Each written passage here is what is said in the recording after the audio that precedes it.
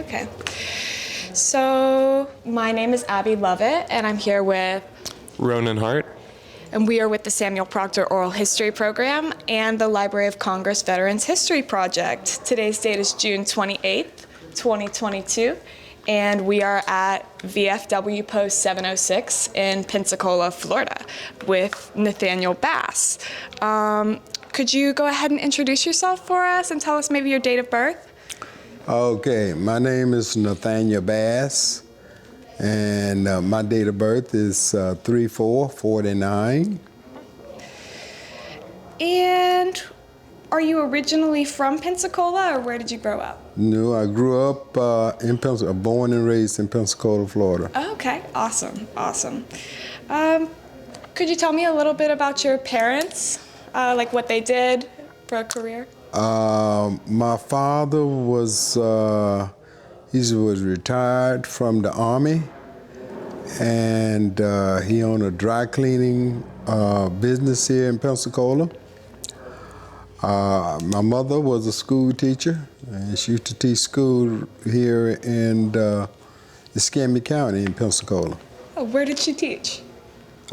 She kept fifth and sixth graders, so that's middle school. Okay. Considers middle school, I guess. So you said your dad was in the military. He would have served in World War II? Yes. Was that something that he talked a lot about? Was it maybe kind of expected that you would go into the Army, or? Well, he didn't anticipate on me going into the Army. It was by choice, and I just wanted to serve my country, same way he did. Did you hear a lot about World War II growing up? Any stories that stand out or any details from your father's service that you know of? He mentioned some things about what was going on, with that war. He didn't talk too much about it. He spoke about the shell shock of certain veterans. He was an infantryman, so he didn't really talk too much about it. Did you have any siblings? Yes, I got 6 girls and 1 boy. Wow. One boy other than yourself, or were you the only one? Oh, I'm sorry. Oh, I'm your sorry. kids. No, my kids. I'm sorry about that. Okay. Oh, no. I have We'll get there. 4 brothers and 1 sister. Okay. So used to big families. Yeah. Did any other of your brothers or your sister go into the armed services as well? I had a younger brother who served in the Army. He served in Korea during the time that I was in Vietnam, because they wasn't letting 2 brothers serve in Vietnam at that time together. So, if that's okay, I'd like to talk a little bit about your education, where you went to school, maybe elementary school to start. Wow, okay. If I can call out the name, I went to L.A. Kersey as an elementary, John A. Gibson as before I went into high school, so that'd be considered as middle school, Washington Junior High, and I graduated from Washington Senior High, all in Pensacola. Did you enjoy school? Did you have any teachers that you especially liked, or you just wanted to? Well, I enjoyed school. I was on the gymnastics team and also the football team. And during the time you were in high school, Washington would have been a segregated high school, correct? It wasn't at that time. It wasn't, so no. Okay, so This was back then. We talking about back then. I graduated in 1967. 67. So it had integrated at that point? It was coming about, but it wasn't a lot of kids was enthused about going. Sure. So then it came about, yeah. Right, right. Did a lot change when integration did finally sort of come about while you're in school? If it did, I didn't pay that much attention because I was playing football. Yeah. So you graduated high school in '67. Did you go on to college, or what was your next step? Yeah, I went to I went to college. I went to college under a grant from at the time it was a grant from the United States government, and I went to the USC in LA. To be a computer programmer, Fortran computer programmer. Wow. So that was probably a really big change, Pensacola to LA? It was. Okay. It was. A matter of fact, during my course out there, I got drafted by the Marines. And so I didn't want to go in the Marines, so that's the reason why I took an extra year to go into the Army as a RA. I see. So before we get to that, you went to school for computer programming. Did you have experience with any computers in high school before you made it to college? How did you pick that? Well, I was taking a business class at the time. I was elective, and I took a business class, and I kind of liked it. You know, it was two type of programming. It was COBOL at the time. It was COBOL and one called COBOL for businesses, Fortran for scientific. You know, so I decided to go into the Fortran. It was hard, very hard. Trust me, it was hard. So how long, you said you were drafted by the Marines while you were in school at USC, and then you had to join the Army. So how long were you in school for before that happened? About, I'm going to say around about 15 to 16 months. How did you feel about being drafted? Bad, because I didn't really want to go into the Marines. And if I had to serve my country, I wanted to do it under my father's legacy. He was in the Army. So. But you were able to make that happen, so. Yeah. Right. So you just had to sign up for, was it 3 years then? Yeah, exactly. Okay. A 2 year of draftee, and if you take an extra year, that's regular. But that was your your trade-off for going into the Army instead. Yeah. I see. So where did you do your basic training then? Fort Ord, California. What was that, Fort Ord? Fort Ord, O-R-D. O-R-D, okay. I've not heard of that one. And what was that like? Was it a culture shock to be in? It was, very much so. I bet. During my basic, they had this, what they call spinal meningitis control.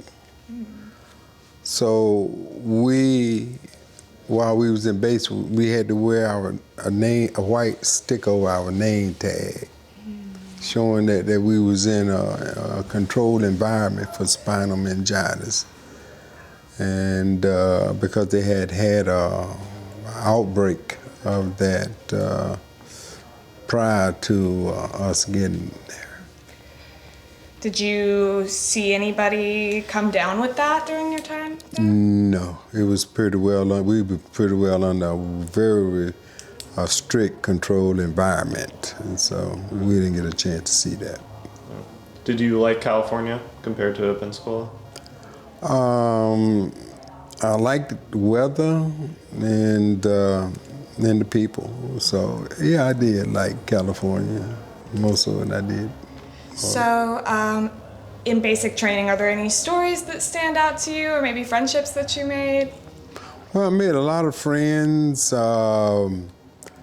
to me, I was young then, and it was a lot of fun. Hiking, bivouac, going out there, sleeping out there in the woods, and stuff like that. So it was an adventure, and I enjoyed it. Were you very outdoorsy like that before you were drafted and entered the service growing up? No. So that was a change. That was a big change, yeah. Itself, but it sounds like you liked it. Yeah, I adapted to it. I didn't really have too much of a choice. Roll with the punches. Exactly. So as far as advanced training, has that been your next step after Fort Ord? Well, my next training was infantry. Oh, okay. What did that entail? More running, more bivouacking, but we had a lot of equipment. It was a lot of training. It was just a lot of training, and for that. What kind of equipment were you training with? We were training with a backpack. At the time, we had M14s. At the time, we had M14 and a backpack, rucksack, with everything, in it. Were you training in any helicopters or airplanes at that point? No. Once I finished my infantry training, I went to jump school. Okay. Where was that? And that was in Fort Benning, Georgia. I hope you weren't afraid of heights. At first I was, but I just joined the crowd, and so, if, it was fun. It was a lot of running, it was a lot of physical exercise involved, also a lot of bivouacking, and then you learn to jump from a tower, So I feel like jump school is probably a little different than just basic training, like the kind of people that end up there. Yeah, it is. How so? Well, basic training was kind of hard because of the fact that you had to, it taught you everything that you needed to basically survive in a combat condition, really. AIT, Advanced Infantry Training. Jump school was just something that for people who was kind of glory happy. And I wanted an adventure, and I just liked the thrill of just jumping out of the airplane, and it caught on with me. So you start by jumping off towers? Towers, yeah, 300 feet, towers, then eventually they'll move it up. Okay, higher towers until you get to it? Until you got to the planes. You ever get hurt doing that? I think I sprung my ankle one time, and that was doing the third week. The third week I was there. I feel like that'd be discouraging. Like it kind of takes you out for a little bit. Well, it wasn't a bad sprain like some people would have. So I recovered very much so in order to make my first jump from an airplane. What was that like? Oh, that was a thrill. It was a thrill. We had been practicing off these towers, and now we're getting ready to go up, in an airplane. And so it was a thrill. It was to me. So you're in Fort Benning, but they're not done with you yet. So what was your next step? Well, I came down on levy to go to Vietnam. Oh, wow. I got orders to go to Vietnam. I went home. I had a month's leave, 30-day leave, and I had to report. And I got out of jump school in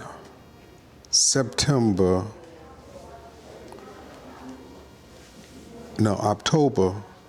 Went on leave in November and had reported and had to report. It's on the 20th of 1968, December the 20th, 1968.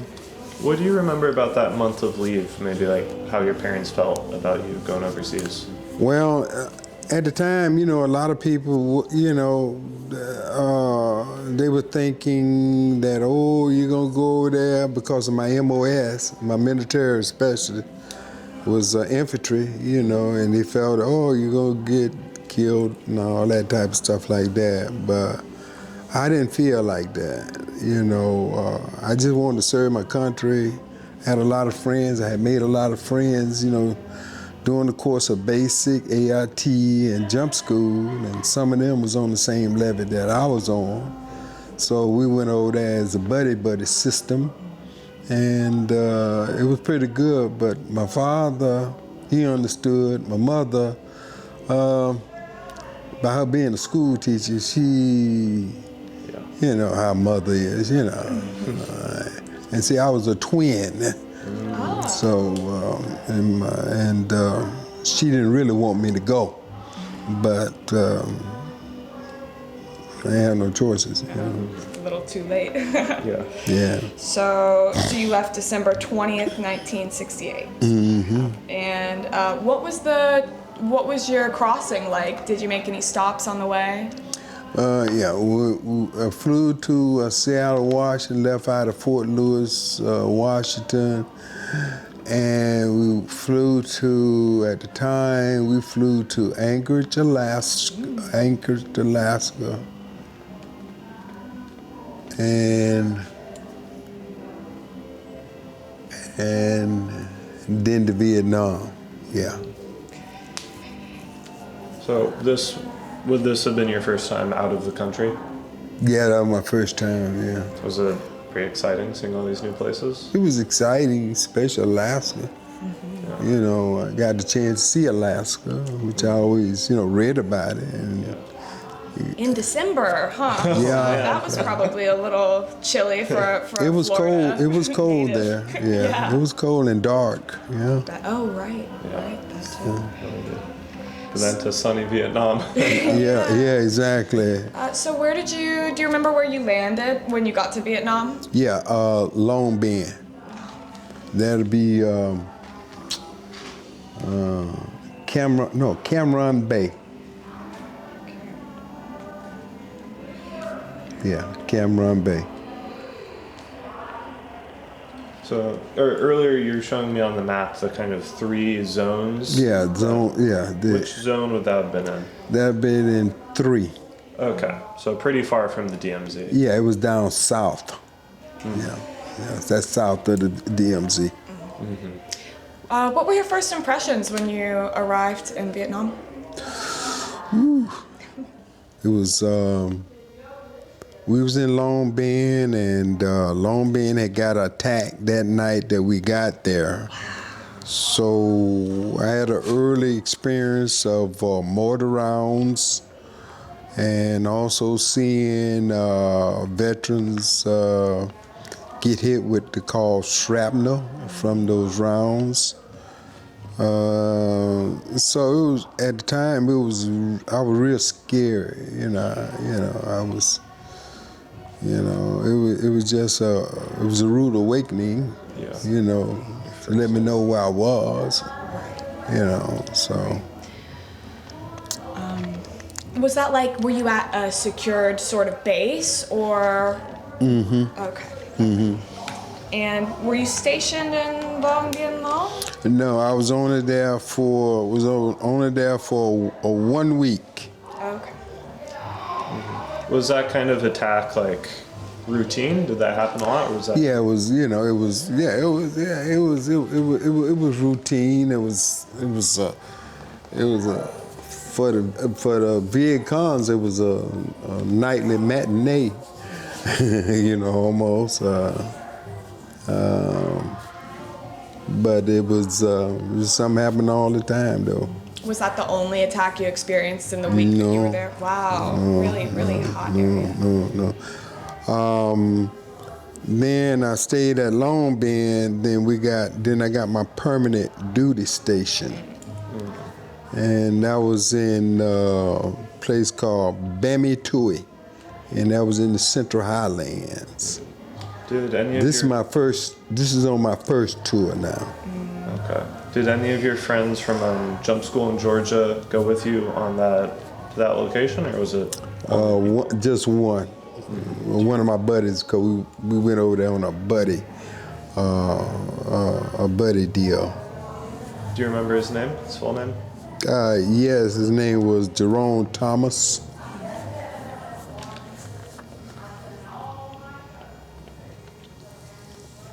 So what were your impressions of this, like you said, the Central Highlands, this new part of the country? Well, it was hot. It was, I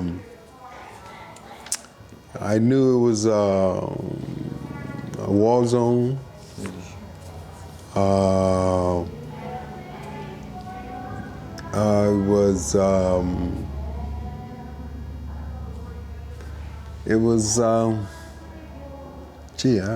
It's hard to explain, but I knew it was a war zone, and I had to protect myself and my buddies tried to protect us. And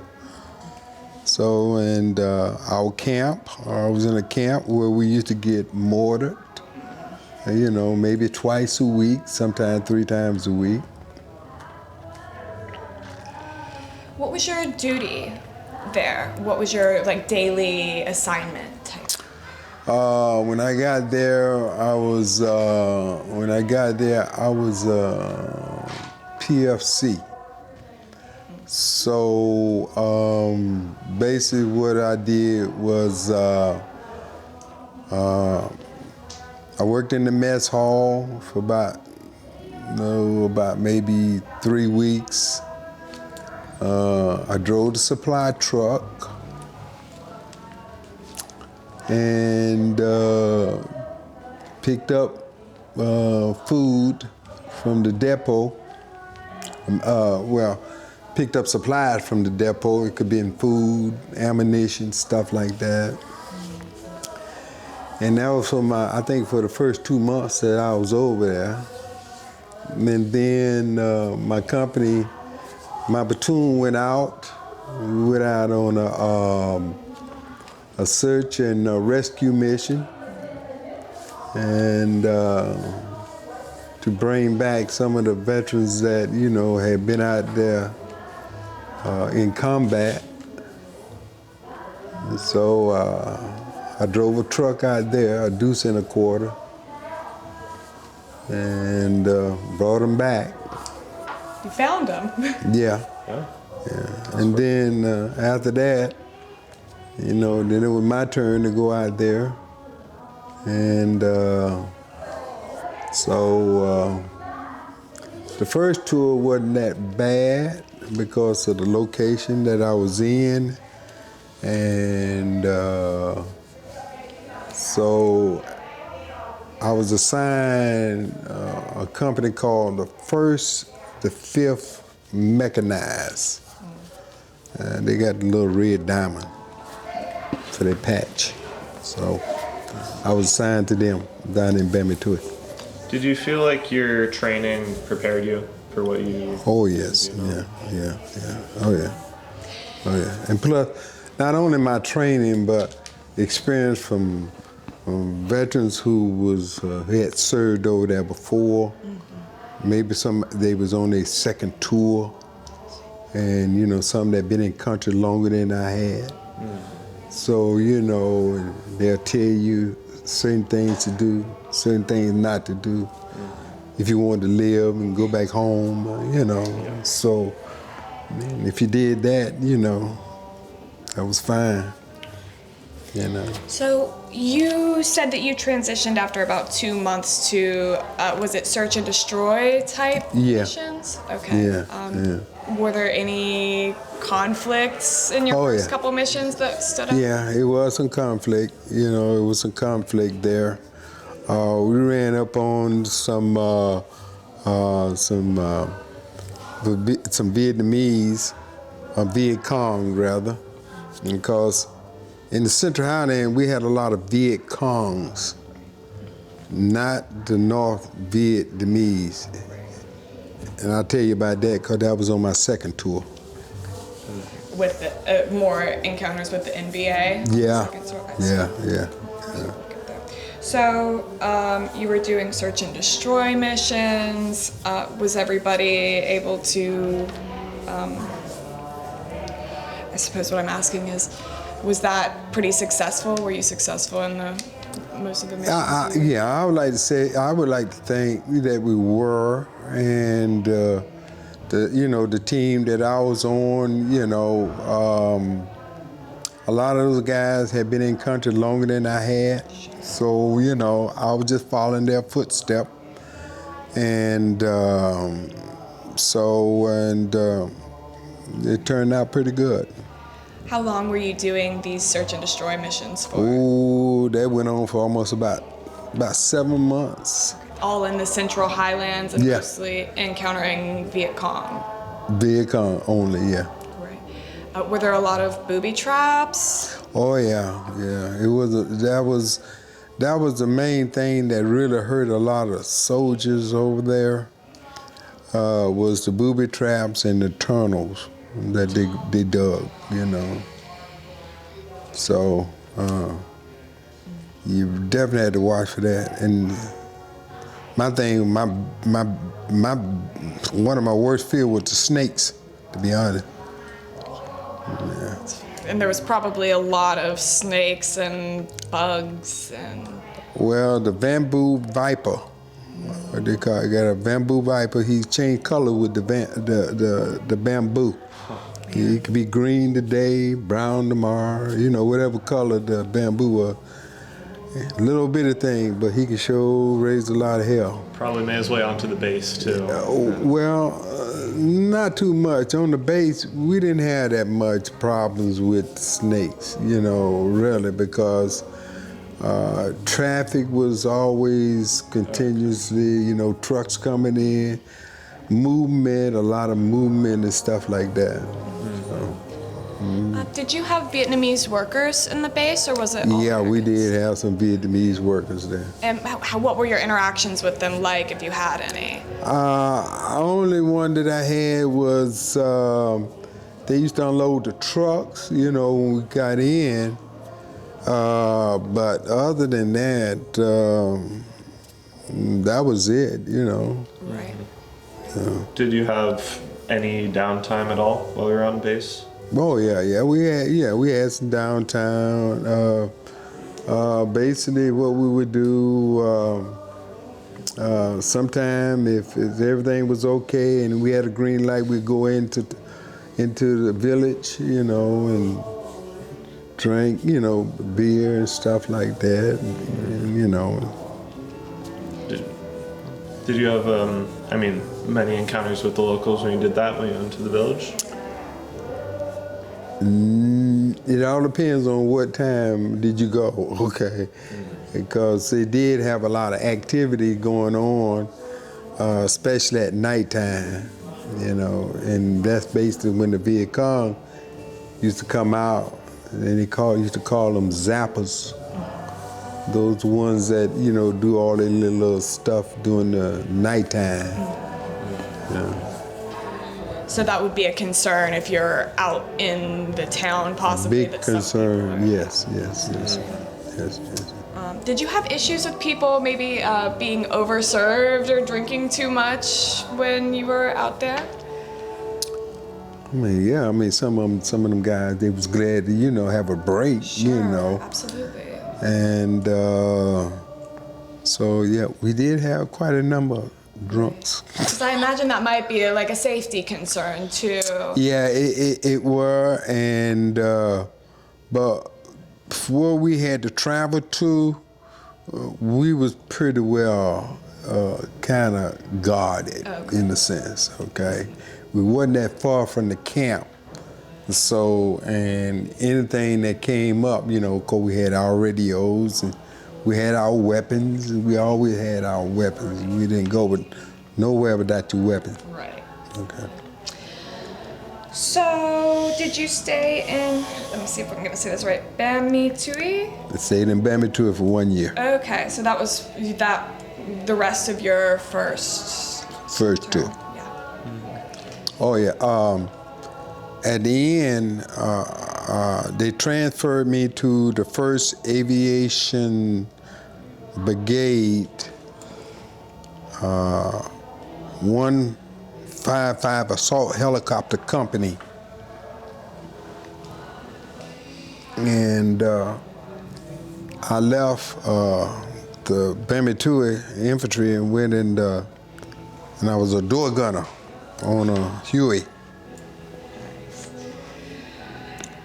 And this was still in your first? This is my first tour. Towards the end? Yeah, toward the end. Okay. Was this in the same area that you were already same in? area, yeah. Okay. So how long do you think you were doing door gunning for? About 3 months. Were you happy with that change? It sounds like it might be more scary than what you're doing. Well, it was because they were short of them, you know, and they didn't last too long, and because the government were paying me for jump status, okay, but I wasn't in a company that I could get that 55. At the time, we were paying $55 a month extra while you was over there. So I had to, on my last end, I just transferred over to an aviation company, and I became a door gunner. And that's how I got my flight hours in. And they had changed the qualification for jump status. So that's on my second tour. So, Okay. So do you have any memorable experiences from doing the Huey gunner position in your first tour that stand yeah, out? it was nice. It was okay. We did some cover for the 1st to 5th Mech, and them guys, when we used to go and pick them up, you know, out of the field, you know, they were glad to see us, you know, and then, you know, we had to lay down a certain amount of coverage to cover them, you know, to make sure they get on the get on the ship and everything like that. So it was, that made me feel real good, though. Absolutely. You know. Like you're saving lives. Yeah, exactly. And had you ever been in kind of the opposite situation where you had to be helicoptered out of a situation? No. Okay. So what were your commanding officers like? What was your opinion of them while you were serving? Oh, they were pretty good. Everybody from the commanding officer all the way down to the privates, you know, a lot of them was uptight. First time experiencing combat conditions. You know, even some of those commanding officers, you know, regardless of their rank, they were first time, you know. So, you know, they were pretty well uptight about it, you know. Did you feel that they did a good job, like, taking care of the men that they were commanding? I would say so, yeah. Any specific commanders or their names come to mind? Not really. I didn't have no problem with none of them, you know, and we was all, you know, one big family as far as I'm concerned, you know, because we had to look after each other and stuff like that. So I didn't have no problem. This is sort of a specific question, but did you ever get in a situation where, like you were saying, the commanding officers maybe had less combat training or experience, but more higher rank? Did you ever have a situation where you had to advise them? No, I never did reach that capacity. Okay. I was seeing that might be a difficult situation to be in. Well, only person that you can do that is maybe a second lieutenant. You know, somebody just got out of OCS. You know, and you know it's real green. You know, I had more experience at 8 months than a second lieutenant. Right. You know, because. You know, and then we would try, a lot of guys, they tried to, you know, kind of talk to them, but I didn't do that the first year. So the second year for me was entirely different. Okay, okay, but we'll segue into that. So I think, unless you had any more questions about the first tour, so what was it like this first homecoming that you had? And The first homecoming I came home and spent 30 days and I re-enlisted because I enjoyed myself. And then 2 weeks later I was on levy to go back to Vietnam. wow. Because they had a shortage of person with my MOS. Right. Jump experience. So what was your crossing like the second time and where did you land? I landed back in Cameron Bay, and I was assigned from Cameron Bay back to the 101st Airborne. Oh, okay. And they changed the name and made it 101st Air Mobile. But was that after you were? That's when I went back over there the second time. Why the name change? Because they wasn't jumping from planes, they were rappelling from helicopters. And so in order to keep your $55 a month, you had to learn how to rappel. You had to be rappel qualified.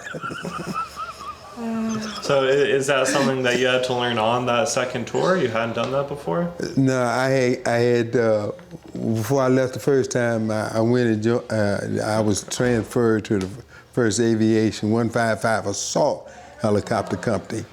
And see, they did that, and I had to have my training.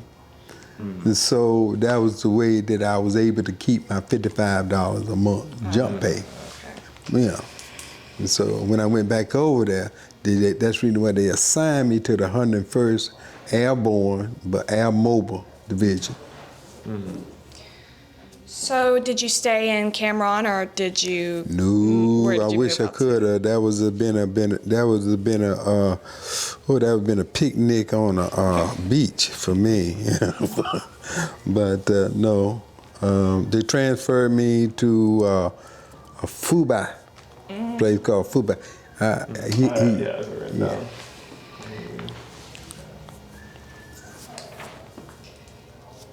Was that closer to the DMZ? Yes. Okay. I do think I'm familiar.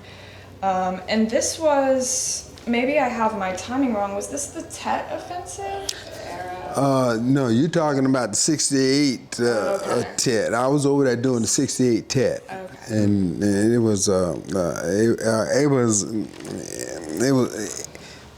it didn't strike the Central Highland as it did south and north, because like I said, we was in the Central Highland, and we had Viet Congs, a lot of Viet Congs that attacked us, and also down south. But once you got north, you had them North Vietnam regulars, and they didn't play. Yeah. So, what was your first impression of Fubai then? That was a busy base with the 101st. That was where their headquarters were. When I got there, I was assigned to the 101st, 2nd to 50 Deuce. That's the 2nd Battalion. And the 50 Deuce was, they had a nickname for them. They called them No Slack. No slack. So that's about their kind of attitude towards what they do? Yes. They was some bad boys, you know.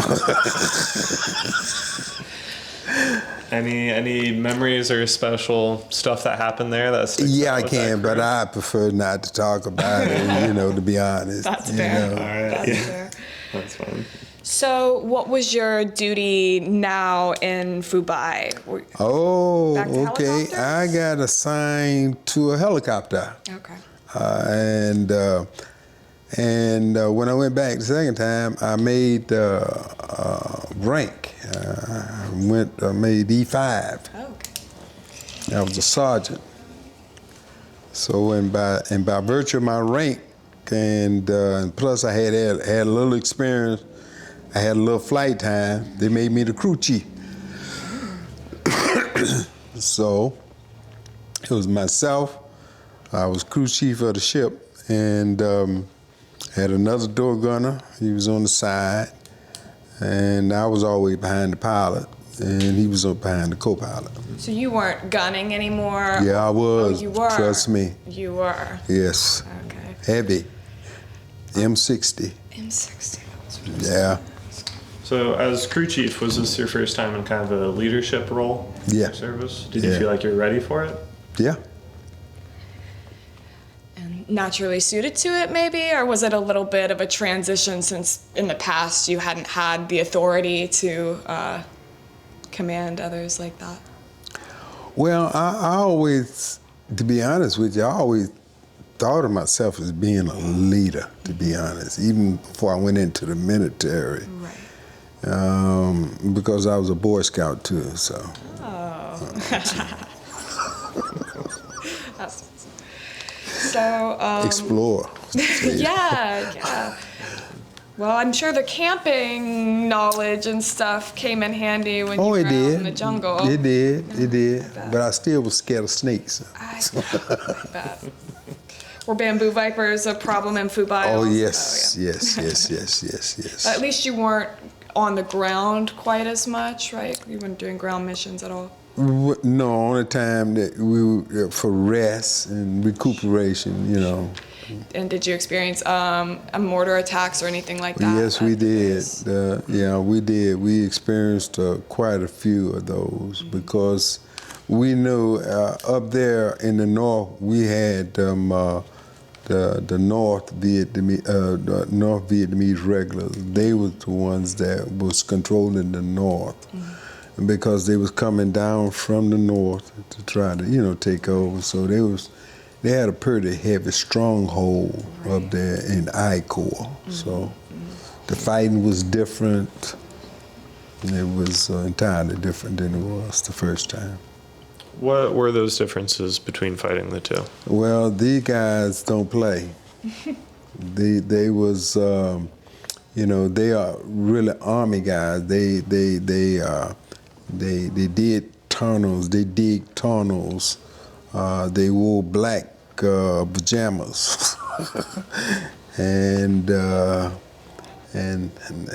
they would come after you. They didn't care. They would die for their country and Ho Chi Minh, So they just like carpet pilots, This might be a difficult call to make, but were they more intimidating to you or more of an intimidating opponent than the Viet Cong? Yes, they're more intimidating because they got more training than Viet Cong. Right. Viet Congs was trained just to be zappers, like a terrorist attacker. You do this here over there, you do that over there. Right. But the North Vietnamese, they were nothing to play with. Organized. Yeah, they was very well organized. I think I'm getting the names right. SAM's a concern, like anti-aircraft missiles, because I know that was something that North Vietnam was pretty intensely involved in. Well, no, they didn't have no SAMs. We had the SAMs. Oh, okay. We had the SAM. But whenever they would overrun a camp, they overrun a camp, a lot of times they just didn't know how to operate our equipment. Mm. So, they would play around with it and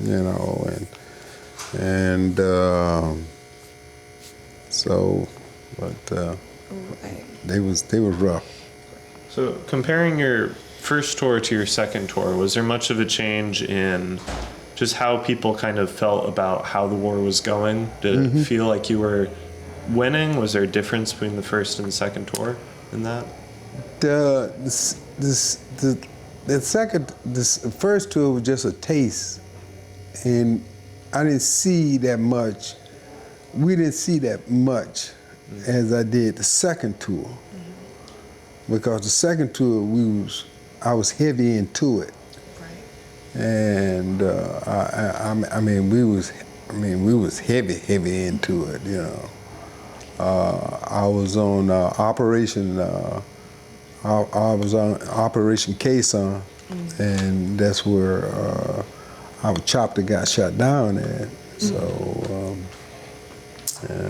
we, but everybody survived except one person. And when the helicopter crashed, the co-pilot, all his legs and stuff got broken. And matter of fact, he's still living. He's living over there in Mississippi right now today. We still in contact with each other too. Do you ever walk again? He walked, but he got a lot of pins in his lower extremities, in both lower extremities. You know. Could you give his name? Nah, I don't think I need to. I'd rather not. You know.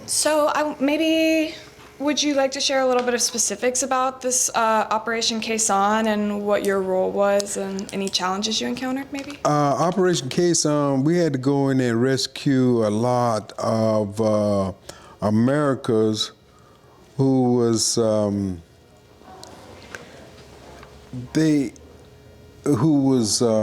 protecting a mountain.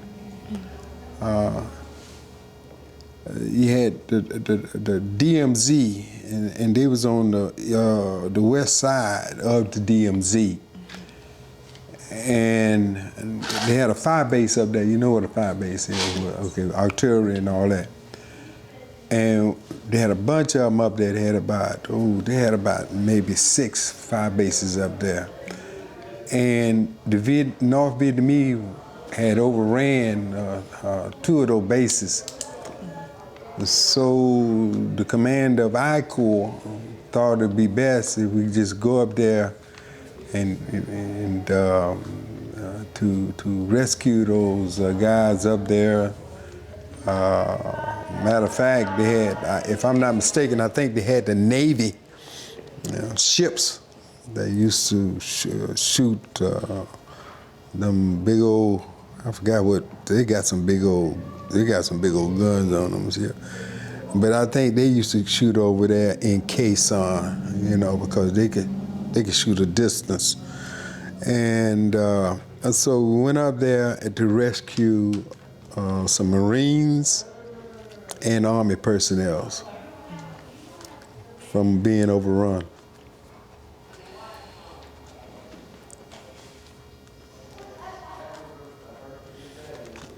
You said you got everybody out except for.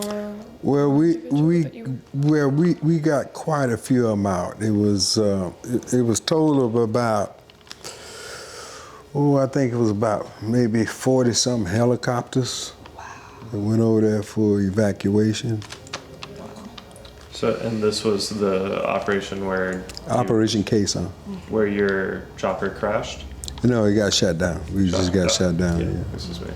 So you had to then be rescued by another helicopter? Yeah. Oh.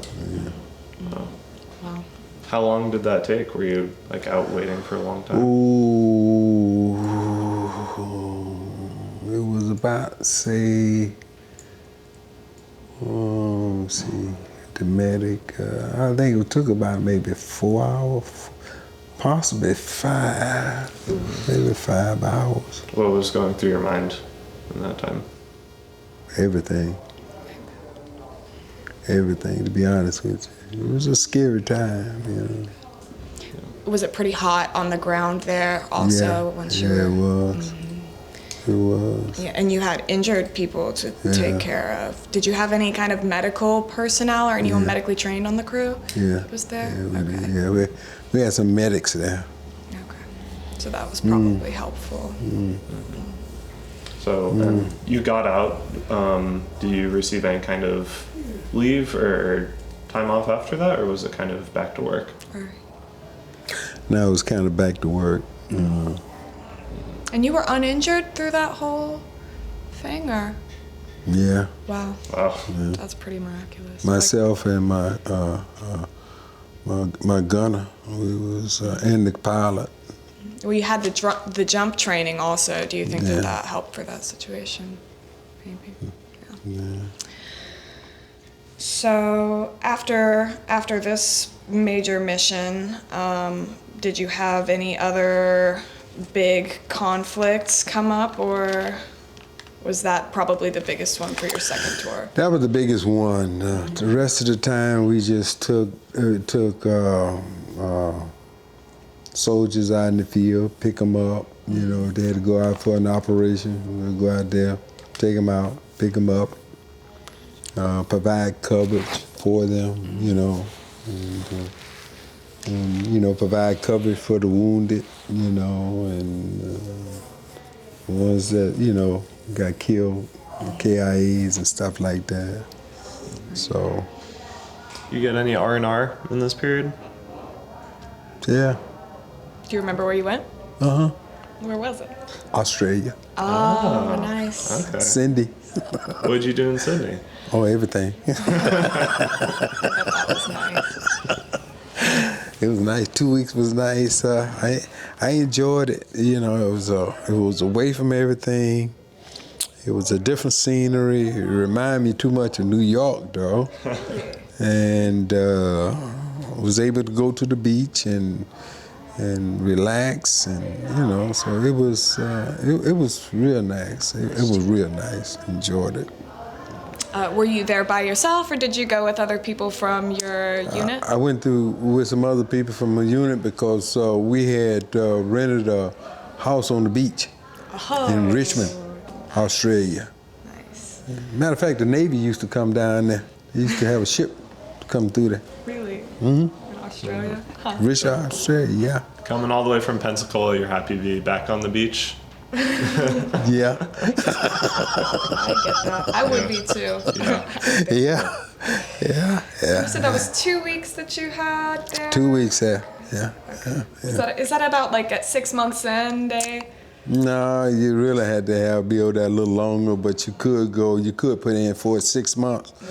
But they prefer you to do it maybe around the 9th or the 10th month. Right. Well, that probably feels a little better because it's probably hard to get a break right in the middle and know you still have. Yeah, well, a lot of guys that were going on R&R on their 6 month. So the new guys, you know, when they was coming over, they couldn't get it at no 6 months. They'd get it either at 9 or 8 or somewhere along in there. Yeah. Do you ever hear stories about people going on R&R and deciding not to come back? Yeah, yeah. Matter of fact, yeah. They had a lot of that going on. Yeah, I can see why. Yeah, Long Beach jail was crowded with a lot of those guys that went AWOL in Hawaii, Cindy, the Philippines, all places like that. So after you got back from R&R, how much longer did you have in that tour? I had 4 months left on that tour. Yeah. Any things that stand out? Experiences from that period? Well, no, it was just an everyday operational thing, you know, flying and rescuing personnel and providing convoy coverage, or either it was a daily thing, you know. All in Fubai still for the remainder of your tour? Yeah, it was still in Fubai. Yeah. Did you ever learn how to do the rappelling then with the helicopters? Was that? Yeah, I learned. I got certified over in Vietnam. Then when I came back, I was stationed at Fort Campbell, Kentucky, and which is the home of the 101st. And they recertified me again, and I had to go through training over there. And then when I did that, that's when it seemed like they sent me back over there. So this was additional training that you got in Kentucky? Yeah, Was it much new stuff, new kind of areas of It specialization? was just the same stuff, but you know, it was in a different environment. Yeah. So you wrapped up your time in your second tour. Things were pretty normal throughout that. Nothing major stands out. And then what was the second homecoming like then? Second homecoming was pretty good because when I got back to Pensacola, they had my picture in the paper as being awarded the Bronze Star, and I'm a Vietnam veteran, and it's a lot of things, and they didn't give me the keys to the city. That's one thing I missed out on. I didn't get the key to the city. Bronze Star is not too bad though. No. That's pretty Really cool. something. And had your mom's confidence in you maybe grown after? Oh yeah, she you know, she loved me to death, and so did my father because I represented the family, and my brother, he was in Korea. So we got back here basically around the same time. I got back in Vietnam a month before he got here from Korea. So you got to see each other then? Oh, yeah. Okay. Yeah. What was that like? Did you guys compare kind of how? Yeah, we did do some comparison, but he wasn't anything going on over there in Korea. He was up there near the DMZ over there in Korea, and I was up there near the DMZ in Vietnam. So the only thing different was that every now and then they'll see something coming over in Korea. We see a lot coming over from the north, the DMZ. For sure. So you said, did you do 3 tours in Vietnam then? 2. 2, okay. You said I went back and I was like, wow. Yeah, no. But so after you came home the second time, you still have time left in your To serve, yeah. Army? So they probably gave you a decent leave and then... I had a decent leave, and I got stationed at the Pentagon. Whoa, okay. What were you doing there? At the time, I was Secretary of Defense Schlesinger driver and bodyguard. Oh my goodness.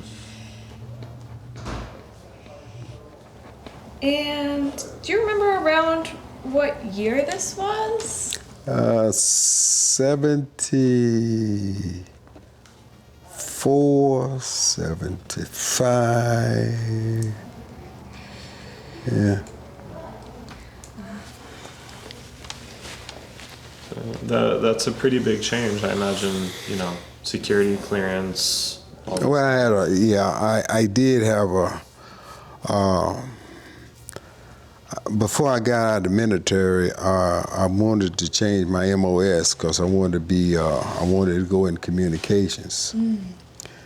And so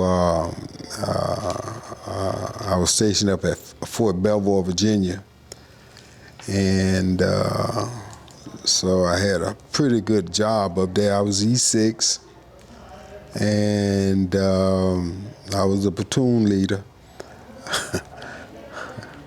And but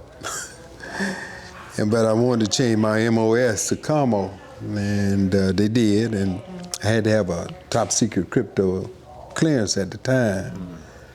So I passed it, and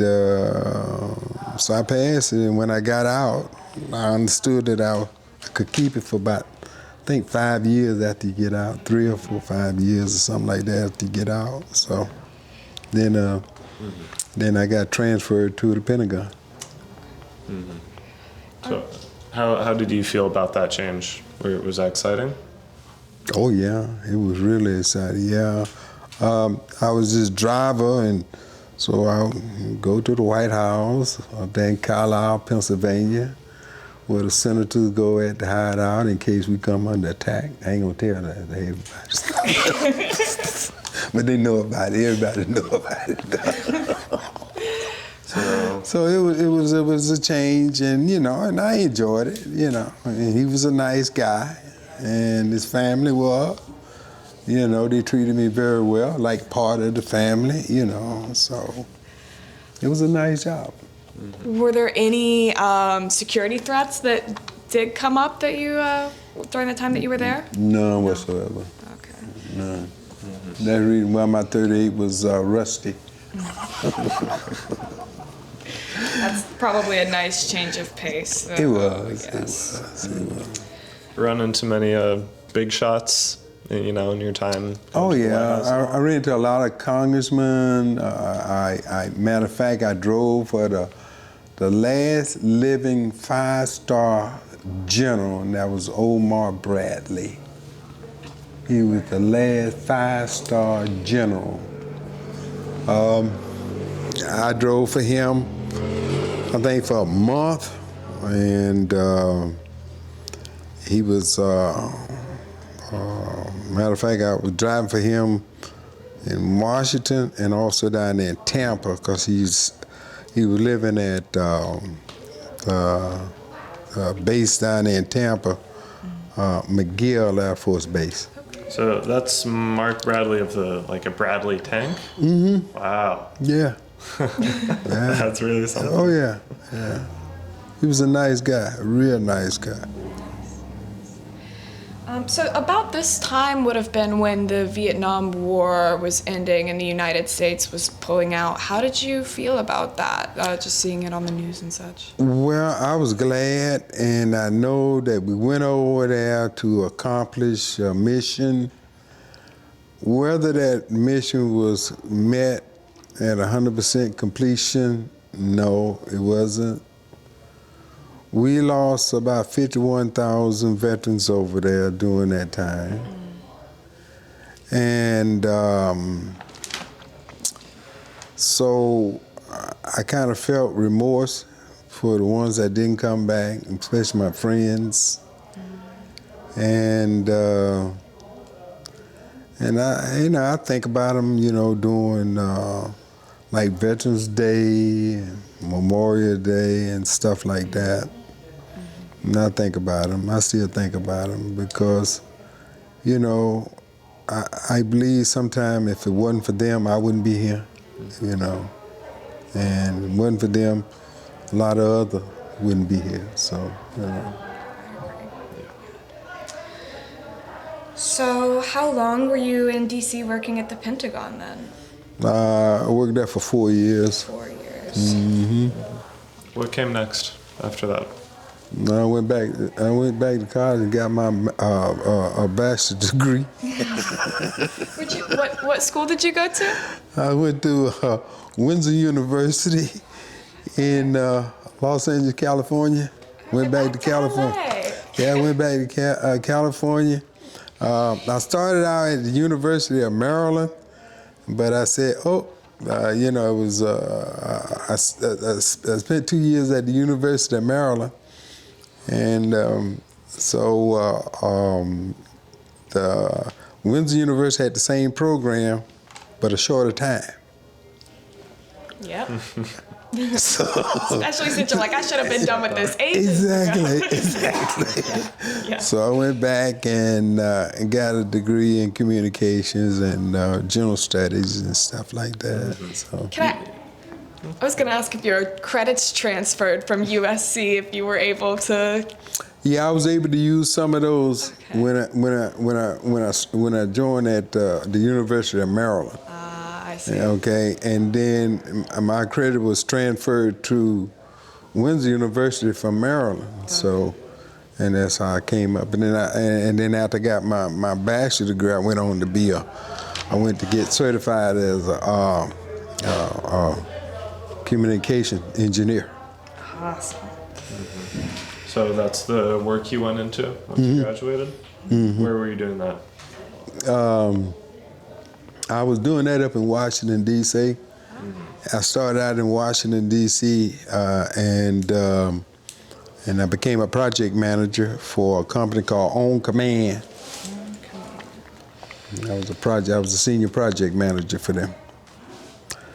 And my job was to go around and find satellites that got lost or bumped into each other up there. That's pretty cool. Yeah, I had a crew, and I had a 8-man crew, and that's all we used to do is It's AT&T, General Electric, or one of those satellite goes off on a blank. It was our job to locate it and put it back. It was a good job. That's pretty cool. Yeah, it was nice. Do you think that your time in the armed service kind of prepared you for that kind of work? Or Yeah, well, it didn't prepare me for that type of work, but it prepared me to get along with a lot of people, different type of people too. So, I'm a people person now. Sure. And you found yourself in a leadership role yet again. So. Yeah. So, how long were you in that field? I was in that field all the way up to 2007. So I went in it in 80. I was in there for about 15 years. Okay. Yeah. That's pretty significant. Our project managers don't always, the life expectancy for a project manager in any business is about 5 years, though. But I just stuck it out for 15 years. So. Did you have a question? Did you retire at that time, or were you just moving into a new? No, they kind of med-boarded me out because I had PTSD. Oh man. So I was. So that's when I found out that I had PTSD. And did you get treatment for that, or did you get any help? The VA maybe? Yeah. Okay. Did you like your experience with the VA? Were they helpful? Yes, during the time, they was. Okay. Very helpful. At the beginning of the interview, you started mentioning your kids. So, at what point in this story did you start your family? Oh yeah.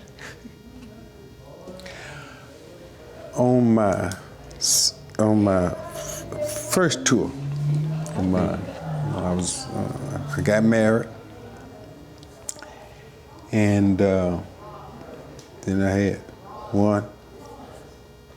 Then as time went on, I had another one, and another one, and another one. But it was all girls. So I got mad, and I got a boy. took 6 girls, right? 6 girls and 1 boy, yeah. So when and where did you meet your wife then? I met my wife here in Pensacola. Okay. We was high school sweethearts. Oh, okay. That's nice. Does your family, your kids, are they still in the Pensacola area? I got 2 in the area, and the rest of them, I got one that's in Georgia. She's a psychiatrist. She worked for the state of Georgia. She's a doctor. Got one that's a veterinarian doctor. She up in Ohio. I got one that's a pharmacy doctor, and she's in Virginia. My son is in Georgia. He worked for the Marriott Corporation. And I got 2 here. And one worked for the power company, and the other one is a district manager for a fast food company. You guys got a whole different array, but I guess there's a lot of medical influence there. Do you know where that came from, or? Well, my one of my daughters, she said she wanted to be a psychiatrist because she thought I was crazy when I came back from Vietnam. Okay, so she changed her curriculum. It's helpful to have one of those in the family. Yeah, and I got one daughter. She just loved pets. She loved animals. So she, if she seen a snake, she would try to help him. So and she used to have snakes too. Oh. And the one that's a pharmacist, she always. She was good in chemistry, and and that kind of pushed her on, to do that. Did they go to school in Florida? No. No. So they went to school in different places, because I was stationed in a couple of different places. So I got Virginia, Georgia, Ohio. stuff like that. I bet football season might be a little hard with. Yeah, it is. It really is. We have some problems in that field.